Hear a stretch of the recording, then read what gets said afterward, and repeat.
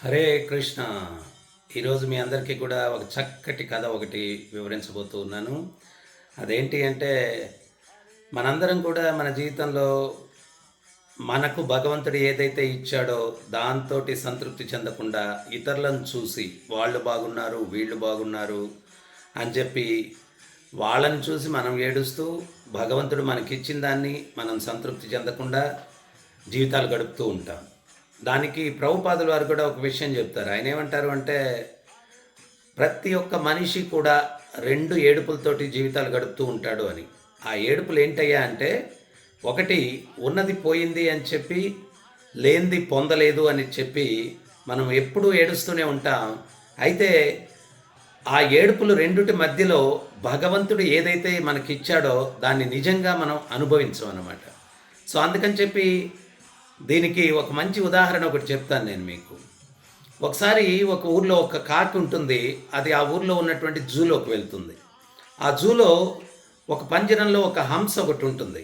దాని దగ్గరికి వెళ్ళి కాకి ఏమంటుందంటే, హంస హంస, నువ్వు చాలా అందంగా ఉన్నావు, తెల్లగా చాలా అద్భుతంగా ఉన్నావు అని చెప్పి అంటుంది. అప్పుడు ఈ హంస కూడా ఏమంటుంది అంటే, నేను ఒళ్ళంతా తెల్లగా ఏం బాగున్నాను, ఏదో బొల్లొచ్చినట్టుగా నేను కాదు అందంగా ఉండేది, చిలక బాగా అందంగా ఉంటుంది, దాని ముక్కు ఎర్రగా ఉంటుంది, పచ్చటి రూపం చాలా బాగుంటుందని. అప్పుడు ఈ కాకి ఏం చేస్తుంది అంటే, హంసను వదిలిపెట్టేసి చిలక దగ్గరికి వెళ్తుంది.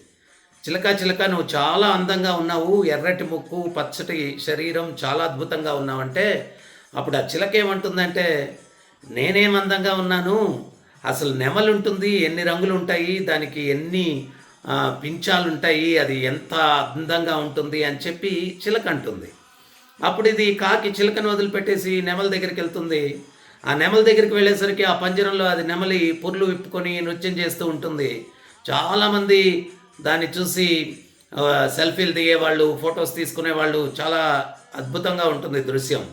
అందరూ సందర్శకులందరూ వెళ్ళిపోయిన తర్వాత అప్పుడు ఈ కాకి నెమలితో అంటుంది, నెమలి నెమలి, నువ్వు చాలా అందంగా ఉన్నావు, చాలా అద్భుతంగా ఉన్నావు అని చెప్పి అంటే, అప్పుడు ఆ నెమలి ఏమంటుందంటే, నేను అందంగా ఉండి ఉపయోగం ఏముంది, ఈ సృష్టిలో ఒకే ఒక్క పక్షి ఆనందంగా స్వేచ్ఛగా ఉంటుంది, నేను కాదు అని చెప్పి అంటుంది.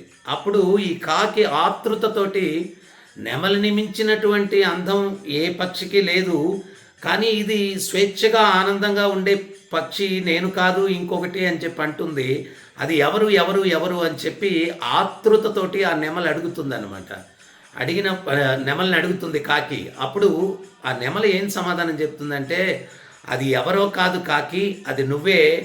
మమ్మల్ని అందరినీ పంజరాల్లో పెట్టారు, నిన్నెవరన్నా పట్టి పంజరంలో బంధించారా చెప్పు, నీకున్న స్వేచ్ఛ మాకెక్కడుంది, నీకున్నటువంటి ఆనందం మాకెక్కడుంది అని చెప్పి ఆ యొక్క నెమలి చెప్తుంది. దీన్ని బట్టి మనం అర్థం చేసుకోవాల్సింది ఏంటి అంటే, డబ్బు, అందము, పదవి ఇవన్నీ కాదు, మనిషికి స్వేచ్ఛ, ప్రశాంతమైనటువంటి మనస్సు ఇవన్నీ కూడా కావాలా. అప్పుడే వాడు నిజంగా ఎంజాయ్ చేయగలడనమాట.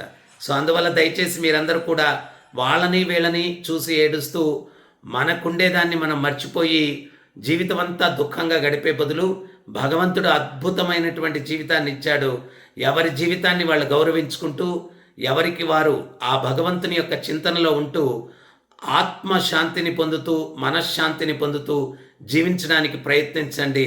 ఉన్న దాంట్లోనే ఆనందాన్ని వెతుక్కోండి. లేని దానికోసం మనం కలత చెందకుండా జీవితాన్ని గడపండి. హరే కృష్ణ హరే కృష్ణ కృష్ణ కృష్ణ హరే హరే, హరే రామ రామ రామ హరే హరే.